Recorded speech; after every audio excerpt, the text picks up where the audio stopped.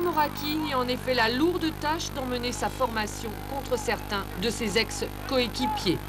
Lourde tâche certes, mais pas impossible. D'entrée, Bastia piétine et ce sont les Lorrains sur cette action qui sont tout près d'ouvrir le score.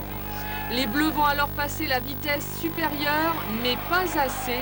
Résultat, cette fois-ci, c'est la transversale qui va éviter aux Bastiais d'être menés au score.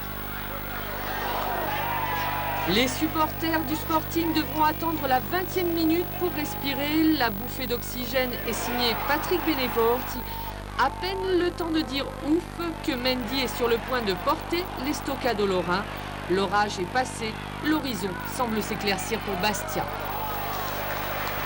C'est Beneforti, je crois, qui ajuste ce but alors que Bastia n'avait pas encore eu l'occasion. Voilà. Et après, comme je dirais dans 80% des cas, l'équipe qui ouvre la marque, elle est confortée dans sa stratégie. L'équipe adverse a un petit peu moins de moyens.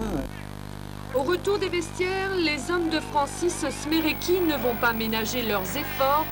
En vain, les Bleus, eux, montrent des signes de fatigue. Trop juste physiquement, il leur manque la finition. Dans le temps additionnel, celui qui file pour offrir le second but bastia, c'est Ousmane Souma.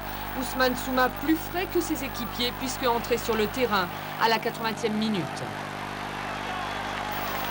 Il y a eu beaucoup de fautes techniques parce qu'il y a eu un manque de lucidité par rapport aux efforts. Mais on a su conserver le résultat et je pense qu'ils ont été récompensés du courage, de la détermination et de ne pas lâcher parce que c'était pas évident. Mais moi je retiens qu'on vient de faire 11 matchs en 5 semaines et je peux dire que les joueurs ont été présents tout le temps. 2 buts pour un visa pour les quarts de finale de la Coupe de France. Les Bleus, dans la douleur, ont rempli leur contrat.